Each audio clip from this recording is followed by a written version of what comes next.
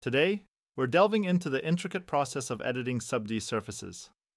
Subdivision surfaces are key for crafting smooth, detailed surfaces in your 3D designs. Throughout this tutorial, we'll explore the variety of tools GravitySketch offers for shaping and refining these surfaces. You'll learn techniques to manipulate and enhance surfaces, ensuring they meet your design specifications with precision and elegance.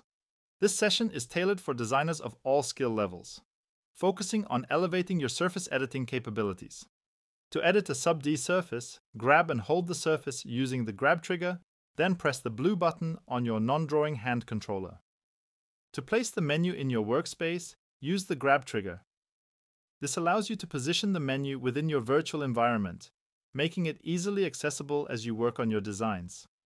Let's explore the restricted face movement. Start by selecting a face with your grab sphere on your drawing hand controller. Once you've grabbed it, you'll notice that the face is anchored to the direction in which it's positioned. Now try moving the face. You'll see that it moves freely along the axis it's aligned with, but is restricted from moving in other directions. This restriction ensures that the face maintains its original orientation and position while allowing adjustments along the chosen axis. The Select Loop tool is designed to simplify the editing of larger areas on your 3D model's surface. When you use this tool and hover over a line, you'll notice that the entire line gets selected automatically. In essence, the Select Loop tool streamlines the process of making selections and adjustments to connected lines or edges, allowing for more efficient and precise editing of larger sections of your 3D model's surface. This can be particularly helpful when you need to make coordinated changes to multiple elements at once. When you half-press the index trigger on your non-drawing hand controller, you gain the ability to slide the selected edge along existing geometry lines. This feature is great if you want to adjust details, but want the change to be restricted to your geometry. The option to turn on or off sub-D subdivision surfaces is similar to adjusting the resolution of an image. When sub-D surfaces are on, you get a smooth, refined look, much like a high-resolution image. Turning it off, on the other hand, results in a more jagged and simplified surface. In the early stages of design, focusing on the basic shape and structure of your model is often more important than the finer details. Turning off sub-D surfaces helps you concentrate on these fundamental aspects without getting distracted by the complexities of a more refined surface. The low poly mode is useful for quickly sketching out ideas or creating objects that do not require a high level of detail. It's a bit like creating with big simple Lego blocks. You get the general form, but without the finer details. Using the low poly mode can also improve performance on less powerful systems, or when creating very large or complex scenes, as it requires less computational power to render. The mirror function is a nifty tool that allows you to create symmetrical designs with ease. When you enable it, anything you create on one side of a central plane is automatically replicated on the opposite side. It's like drawing half a butterfly wing. The mirror function completes the other half for you, ensuring both sides are identical. Baking the mirror is like setting your symmetrical design in stone. When you bake the mirror, you're taking the mirrored elements that were automatically generated by the mirror function and solidifying them into your model. This action finalizes the mirrored parts, making them editable as individual elements rather than a dynamic reflection. The snap function is a feature that helps you align an object, point, line or part within the 3D space. When you activate the snap function, the objects or points you're working with will snap and aligning perfectly with the nearest object.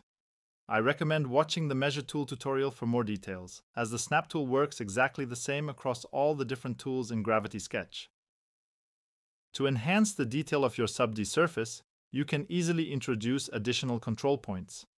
To do this, gently squeeze the index trigger over an existing edge within your surface. This action will seamlessly insert a new edge, offering you more flexibility for adjustments. A pro tip for mastering sub-D modeling. Begin with the simplest geometry possible. Keeping the initial number of edges and points to a minimal makes it easier to manage and maintain a smooth surface as your design evolves. If you need to focus on refining just the points, edges, or faces, or even manipulate the entire geometry, simply flick the joystick to the right or left. This selective isolation of editing is a real time saver. An example would be if you are sure that you only want to edit exclusively with points on a specific part of your model.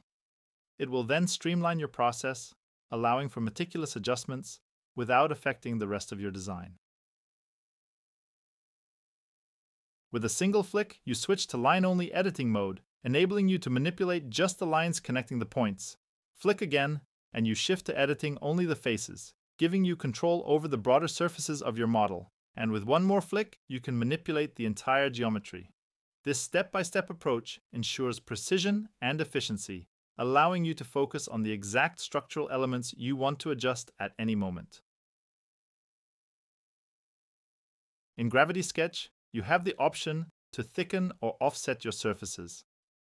When thicken or offsetting a surface, you essentially create a new layer of geometry or volume parallel to the existing geometry. When you're thickening or offsetting a surface, there's a convenient display at the top that shows the exact distance of the offset or the thickness you're applying. To adjust the thickness, simply grab and drag the yellow arrows in the geometry.